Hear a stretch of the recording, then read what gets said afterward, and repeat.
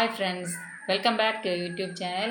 ഇന്ന് നമ്മൾ 10ാം ക്ലാസ്സിലെ social science second chapter liberty, equality and ഫ്രെറ്റേണിറ്റിയുടെ തേർഡ് പാർട്ടാണ് ഇടുന്നത്.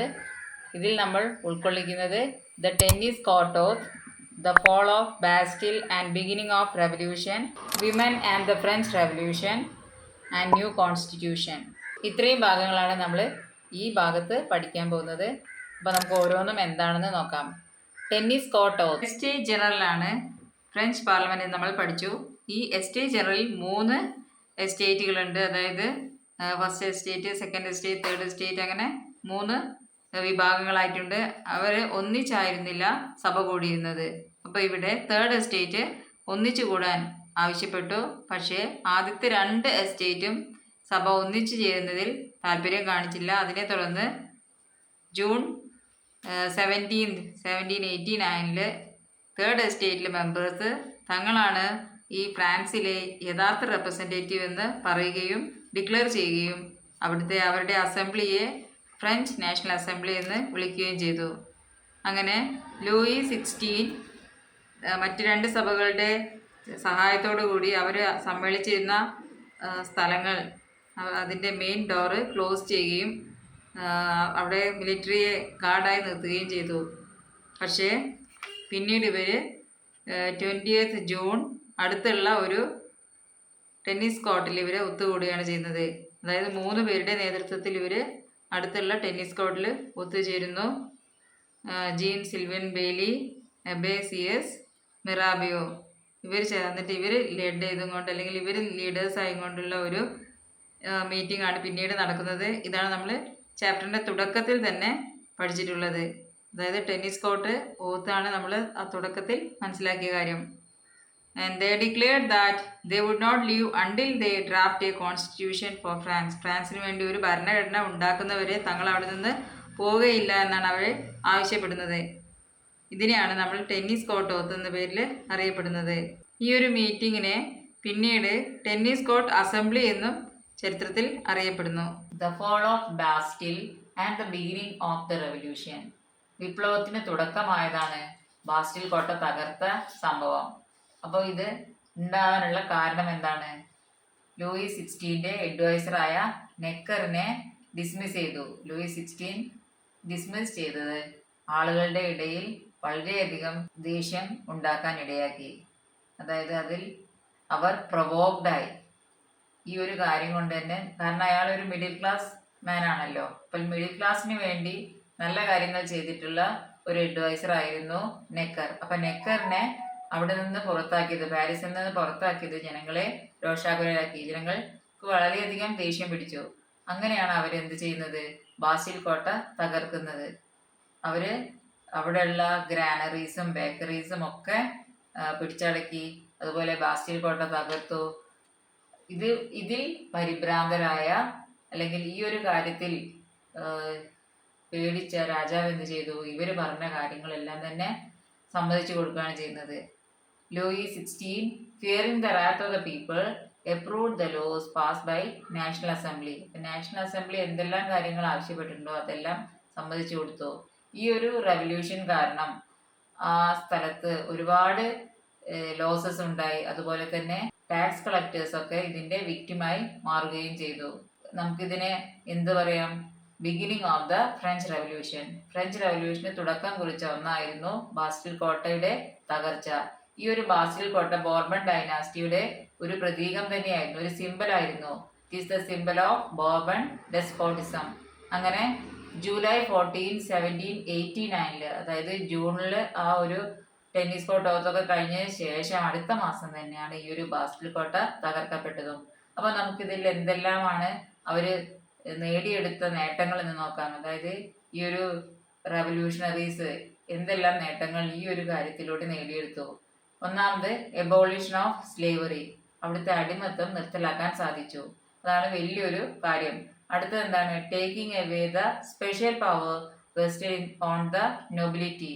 അപ്പം ഉയർന്ന പ്രഭുക്കന്മാരിൽ ഉണ്ടായിരുന്ന അവരുടെ പവേഴ്സൊക്കെ, അധികാരങ്ങളെല്ലാം ഒഴിവാക്കപ്പെട്ടു. അപ്പൊ പ്രഭുക്കന്മാർക്ക്, നൊബിലിറ്റിക്ക് എന്തെല്ലാം പവേഴ്സ് ഉണ്ടായിരുന്നോ അതെല്ലാം എടുത്ത് കളഞ്ഞു.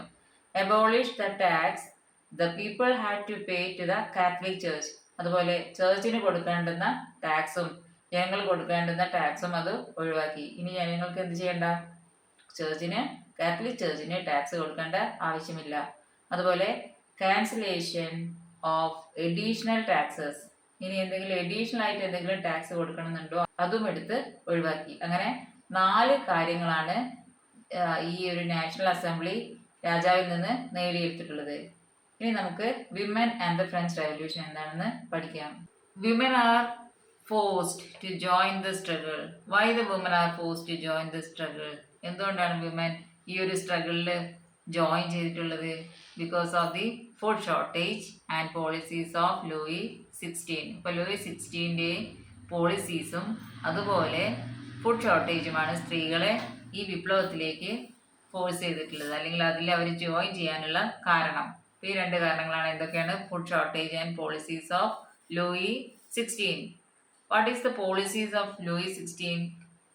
He was against the common people and he did not cooperate with the National Assembly. National അസംബ്ലിയുമായി കോപ്പറേറ്റ് ചെയ്യാതിരുന്നതാണ് അദ്ദേഹത്തിൻ്റെ നയങ്ങളെ സ്ത്രീകൾ പ്രത്യേകിച്ചും എതിർക്കാൻ കാരണം. അപ്പോൾ അവർക്കത് തീരെ ഇഷ്ടപ്പെട്ടില്ല. അങ്ങനെ അപ്പോൾ എന്ത് സംഭവിച്ചു? Thousands of women march to Versailles palace in Paris. ഇപ്പോൾ പാരീസിലെ വെർസൈലസ് പാലസിലേക്ക് 1000കണക്കിന് സ്ത്രീകളാണ് മാർച്ച് ചെയ്തിട്ടുള്ളത്. അത് എന്താണ് Versailles palace? Residence of the Bourbon kings. ഇപ്പോൾ ബോർബൺ രാജാക്കന്മാരുടെ താമസ സ്ഥലമാണ് ഇത് വെർസൈലസ് പാലസ്. അവിടേക്കാണ് 1000കണക്കിന് സ്ത്രീകൾ എത്തിപ്പെട്ടത്, അല്ലെങ്കിൽ അവർ മാർച്ച് ചെയ്ത് വന്നിട്ടുള്ളത്. കാരണം because of the food shortage and policies of Louis 16. ഇവരെങ്ങനെയാണ് ചെന്നത്? Carrying brooms, swords, spears and guns. കൈകളിൽ എന്തുണ്ട്? ബ്രൂംസ് ഉണ്ട്, സ്വേർഡ്സ് ഉണ്ട്, സ്പിയേഴ്സ് ആൻഡ് ഗൺസ് ഉണ്ട്. തോക്കും ചൂല് വരെ ഉണ്ട് കൈമേൽ. A large crowd accompanied them. അതുപോലെ ജനങ്ങളും ഇവരുടെ കൂടെ കൂടിയിട്ടുണ്ട്. സ്ത്രീകൾ മാത്രമല്ല, പുരുഷന്മാരും ഇവരുടെ കൂടെ ഉണ്ട്. They forcefully brought the king and his family to Paris. അവർ നിർബന്ധിതമായി അവരുടെ കുടുംബത്തെ പാരീസിലേക്ക് കൊണ്ടുവന്നു. അങ്ങനെ ലൂയി 16 എന്ത് ചെയ്യേണ്ടി വന്നു? He assured them that he would accept the decisions of National Assembly without any reservation. അപ്പം ഉയർന്ന ജാതിക്കാർക്ക് ഒരു റിസർവേഷനും നൽകാതെ തന്നെ ഇവർ പറയുന്ന കാര്യങ്ങൾ ഞങ്ങൾ കേട്ടോളാം, അക്സെപ്റ്റ് ചെയ്യാമെന്ന് രാജാവ് സമ്മതിച്ചു. അങ്ങനെയാണ് ആ ഒരു സ്ത്രീകളുടെ ആ ഒരു മുന്നേറ്റം നിർത്തപ്പെട്ടത്, അല്ലെങ്കിൽ അവർ അംഗീകരിച്ചത്. അങ്ങനെ ഇതിലെ പങ്കാളികളായിട്ടുള്ള, ഇതിൽ മുൻപന്തിയിൽ നിൽക്കുന്ന സ്ത്രീകൾ ആരൊക്കെയായിരുന്നു? Olympe de Gouges and Madame Jeanne Roland. ആരൊക്കെയാണ്? Olympe de Gouges and Madame Jeanne Roland. ഇവർ 2 പേരുമാണ് സ്ത്രീകളുടെ മുന്നേറ്റത്തിന് ലീഡേഴ്സ് ആയിട്ടുള്ളത്. അപ്പോൾ ഇവരാരാണ്? ഫേമസ് പ്ലെയർ ആയിട്ടാണ് അല്ലെ? ഒളിമ്പ്യ ഡി ഗൗച്ച് ഒരു ഫേമസ് പ്ലെയർ ആയിട്ടാണ്, നാടകത്താണ്, അതുപോലെ പ്രവർത്തകയും കൂടിയാണ്, activist in France. And she was A strong woman voice who advocated for women's rights during the revolution. സ്ത്രീകളുടെ അവകാശങ്ങൾക്ക് വേണ്ടി പൊരുതിയിട്ടുള്ള സ്ത്രീയാണ് ഒളിമ്പ്യ ഡി ഗൗച്ച്. അപ്പോൾ അവരുടെ ഫേമസ് വർക്ക് എന്താണ്? Declaration of the rights of women and the female citizen. അവരുടെ famous വർക്കാണ്, അവർ എഴുതിയിട്ടുള്ള ഫേമസ് വർക്കാണ് declaration of the rights of women and the female citizen. ഇനി ഇവർ കാരണം സ്ത്രീകൾക്ക് എന്ത് ലഭിച്ചു? They had equal power with, അല്ലെങ്കിൽ equal rights as men. She demanded that women should have same right as man. എന്താണ് ആവശ്യപ്പെട്ടത്? പുരുഷന്മാരുടെ അതേ അവകാശങ്ങൾ തന്നെ സ്ത്രീകൾക്കും വേണം, അതുപോലെ അതേ പവേഴ്സ് തന്നെ സ്ത്രീകൾക്കും വേണം. She stood for a social structure in which women had equal power and rights like men. അപ്പം പുരുഷന്മാർക്ക് എന്തൊക്കെ റൈറ്റ്സ് ഉണ്ടോ, പവേഴ്സ് ഉണ്ടോ, അത്രയും സ്ത്രീകൾക്കും ലഭിക്കണമെന്നാണ് ആര് പറയുന്നത്? ഒളിമ്പ്യ ഡി ഗൗച്ച് പറയുന്നത്. Madame Jeanne Roland was another woman who stood for women's equality. സ്ത്രീകളുടെ ഇക്വാലിറ്റിക്ക് വേണ്ടി നിന്നിട്ടുള്ള വേറൊരു സ്ത്രീയാണ് madame Jeanne Roland. The right to property and the right to divorce were some of the achievements they gained through women's rights movement. ഇപ്പോൾ സ്ത്രീകളുടെ അവകാശങ്ങൾക്ക് വേണ്ടി അവർ പൊരുതി നേടിയ 2 റൈറ്റ്സ് ഏതൊക്കെയാണ്? ഒന്ന് റൈറ്റ് ടു പ്രോപ്പർട്ടി, രണ്ടാമത് റൈറ്റ് ടു ഡൈവേഴ്സ്. ഇപ്പം സ്വത്തിനുള്ള അവകാശം അതുപോലെ ഡൈവേഴ്സ് ചെയ്യാനുള്ള അവകാശം അവർ നേടിയെടുത്തു. ഇനി നമ്മൾ നോക്കുന്നത് ഈ സിമ്പിളാണ്, അതായത് പ്രൊട്ടസ്റ്റ് ചെയ്തിട്ടുള്ള സിമ്പിൾസ് ഏതൊക്കെയാണ്. അപ്പം ഡ്രസ്സിലൂടെയും അവർ പ്രൊട്ടസ്റ്റ് ചെയ്തു.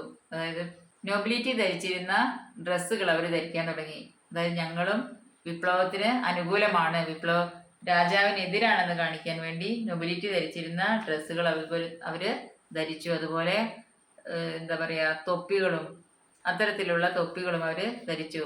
അത് കാണിക്കുന്ന എന്താണ്? തങ്ങൾ വിപ്ലവകാരികളുടെ കൂടെയാണെന്നാണ്. The French nobility traditionally wore a type of pants called breeches that reached down to the knees. ഇപ്പൊ താഴെ, മുട്ടിന് താഴെ ഉള്ള ഒരു തരം പാൻ്റാണ് ഇവിടെ കാണാം, ചിത്രത്തിൽ കാണാം. അങ്ങനെയുള്ള ഒരു ഡ്രസ്സായിരുന്നു നൊബിലിറ്റി ധരിച്ചിരുന്നത്. ഇപ്പൊ മുട്ടിന് താഴെ പാദം വരെയുള്ള ഒരു ഡ്രസ്സാണ്.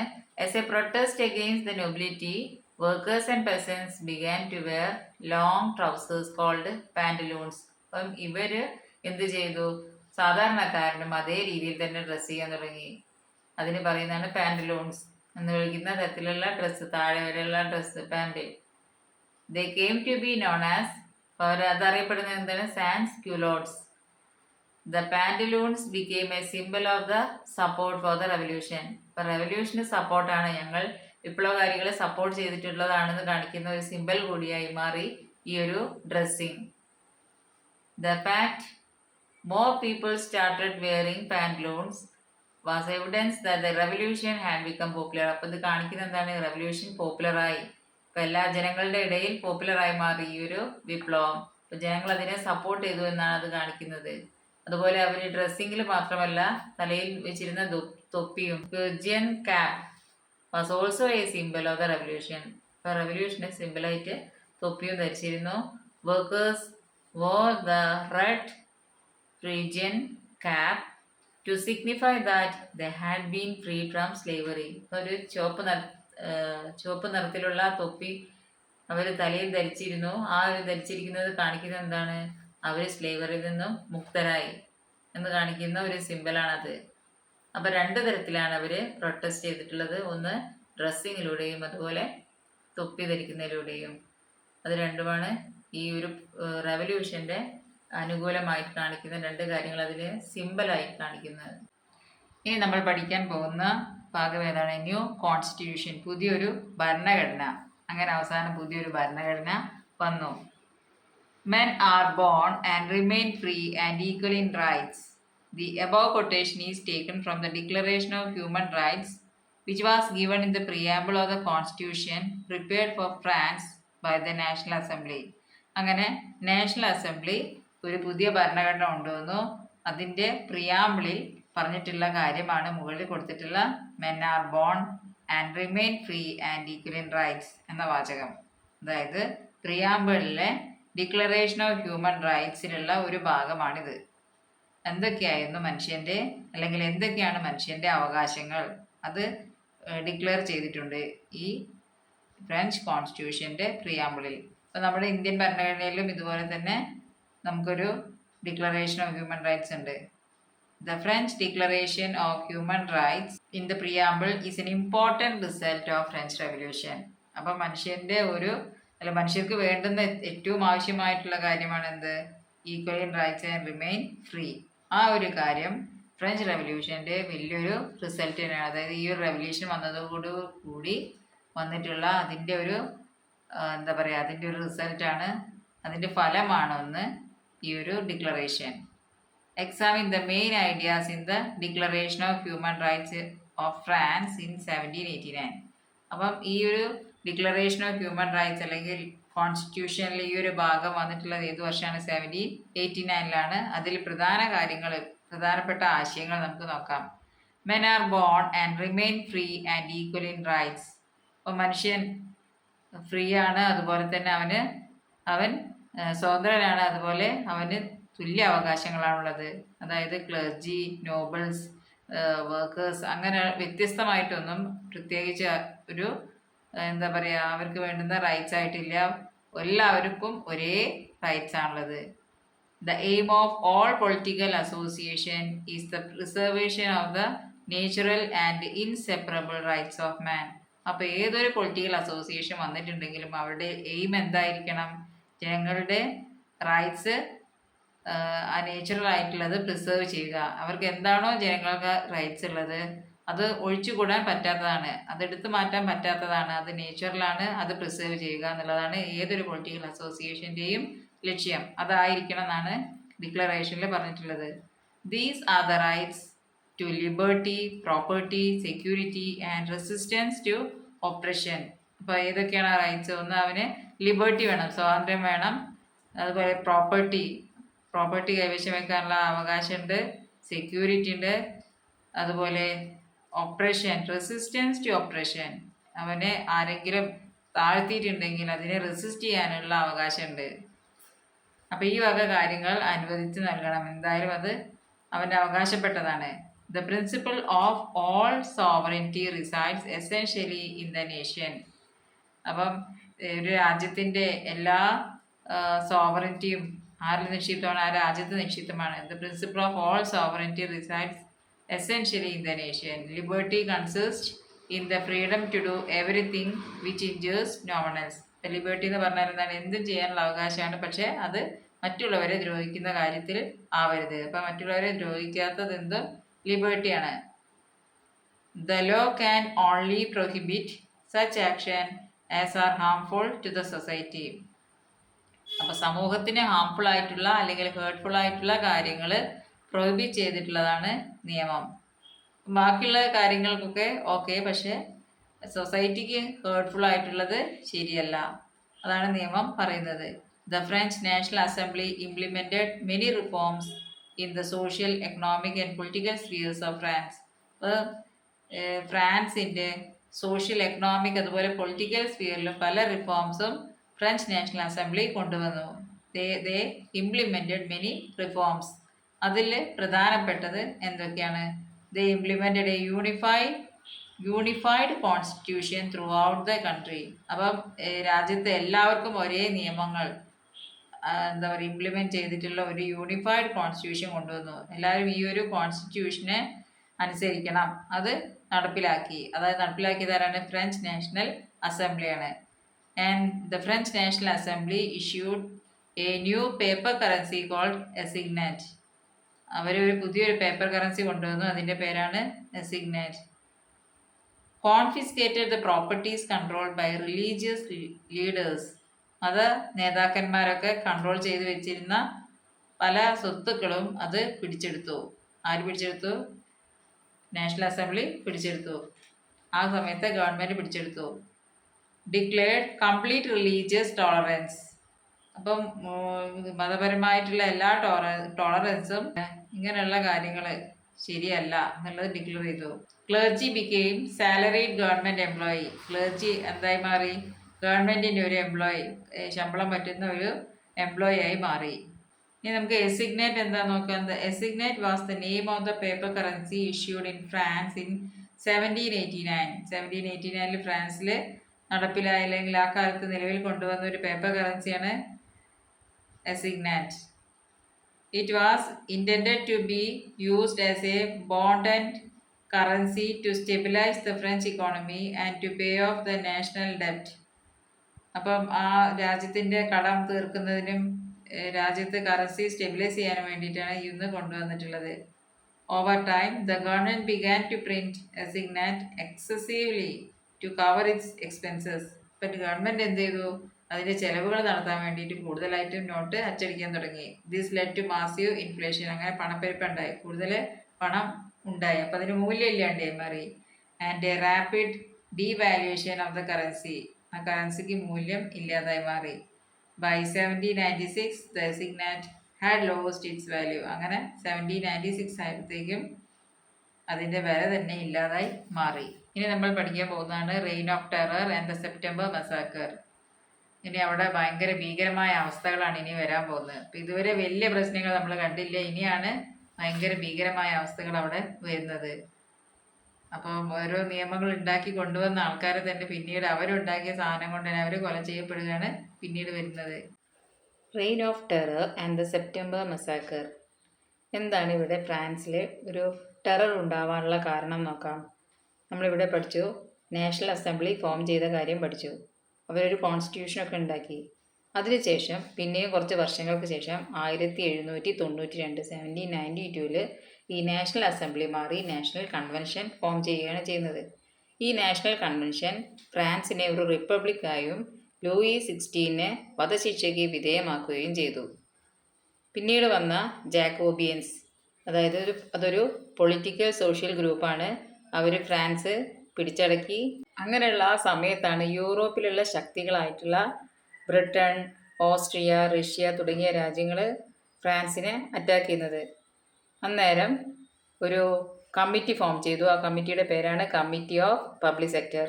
ഈ ഒരു അറ്റാക്കിനെ നേരിടാൻ വേണ്ടി ഫോം ചെയ്തിട്ടുള്ള കമ്മിറ്റിയാണ് കമ്മിറ്റി ഓഫ് പബ്ലിക് സേഫ്റ്റി. ഇവർ ഈ കാരണം ആ സമയത്ത് ഫ്രാൻസിൽ വലിയ ഒരു ഭീകരാവസ്ഥ തന്നെയാണ് ഉണ്ടായിട്ടുള്ളത്. അങ്ങനെ ഈ ഒരു കമ്മിറ്റി ലീഡ് ചെയ്തതാരാണ്? Danton, Hebert, Marat and Robespierre. ഈ നേതാക്കളായിരുന്നു ആ കമ്മിറ്റി ലീഡ് ചെയ്തിട്ടുള്ളത്. അവരുടെ കീഴിലായിരുന്നു അപ്പോഴത്തേക്കും അഡ്മിനിസ്ട്രേഷൻ. ഈ ഒരു കമ്മിറ്റി ഓഫ് പബ്ലിക് സേഫ്റ്റി വന്നതോടുകൂടി ഫ്രാൻസിൽ ഒരുപാട് മാറ്റങ്ങൾ, ഭീകരാവസ്ഥ തന്നെ ഉണ്ടാവുകയാണ് ചെയ്യുന്നത്. ആയിരക്കണക്കിന് ആളുകളെ, നോബിൾസും പ്രീസ്റ്റും അവരെ അനുകൂലിക്കുന്ന, രാജാവിനെ അനുകൂലിക്കുന്ന ആളുകളും എല്ലാവരും ചേർന്നിട്ടുള്ള ആയിരക്കണക്കിന് ആളുകളെ അവർ രാജ്യദ്രോഹികളായിട്ടും ജയിലിലടക്കുകയും ഒക്കെ ചെയ്തു. അങ്ങനെ ജയിൽ തിങ്ങി നിറഞ്ഞപ്പോൾ അവരെന്ത് ചെയ്തു? ഒരുപാട് പേര് ജയിലിൽ നിറഞ്ഞ സമയത്ത് അവരെ കുറേ പേരെ സ്ട്രീറ്റിലേക്ക് കൊണ്ടുപോയി അവിടുന്ന് വധിക്കുകയാണ് ചെയ്യുന്നത്, വെടിവെച്ച് കൊല്ലുകയാണ് ചെയ്യുന്നത്. അത്രയ്ക്കും ഭീകരമായ ഒരു അവസ്ഥയാണ് ഫ്രാൻസിൽ പിന്നീട് ഉണ്ടായിട്ടുള്ളത്. സംഭവമാണ് സെപ്റ്റംബർ മസാക്കർ, അതായത് സെപ്റ്റംബറിൽ കൂട്ടക്കൊല എന്ന പേരിൽ അറിയപ്പെടുന്നത്.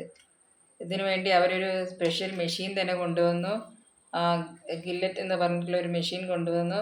അങ്ങനെ ഈ ഗില്ലറ്റ് പിന്നീട് റോബ്സ്പിയർ അടക്കമുള്ള ആളുകളെ വധിക്കാൻ ഉപയോഗിച്ചു. ഫ്രാൻസിലൊരു ടെറർ കൊണ്ടുവന്ന ആളുകൾ, അല്ലെങ്കിൽ എത്രയോ ആൾക്കാരെ കൊല ചെയ്യാൻ കാരണമായ ആളുകൾ പിന്നീട് ഗില്ലറ്റിൻ മെഷീൻ കൊണ്ട് വധിക്കപ്പെടുകയാണ് ചെയ്യുന്നത്. റോബ്സ്പിയർ അടക്കമുള്ള ആളുകൾ വധിക്കപ്പെടുകയാണ് ചെയ്യുന്നത്. ഇവിടെ വിപ്ലവകാരികൾ കലണ്ടറിന് വരെ മാറ്റം വരുത്തി. അവരൊരു റവല്യൂഷണറി കലണ്ടർ കൊണ്ടുവന്നു. കറൻറ്റ് കലണ്ടറിന് പകരം ഒരു റവല്യൂഷണറി കലണ്ടർ കൊണ്ടുവരികയാണ് ചെയ്യുന്നത്. അപ്പോൾ നമ്മളിവിടെ പഠിച്ച കാര്യം എന്താണ്? യൂറോപ്യൻ ശക്തികൾ ഫ്രാൻസിനെ ആക്രമിക്കാൻ തുടങ്ങിയ സമയത്ത് റിപ്പബ്ലിക് ആയിട്ടുള്ള അല്ലെങ്കിൽ കമ്മിറ്റി ഓഫ് പബ്ലിക് സേഫ്റ്റി ആയിരക്കണക്കിന് ആളുകളെ വധശിക്ഷയ്ക്ക് വിധേയരാക്കുകയാണ് ചെയ്തിട്ടുള്ളത്.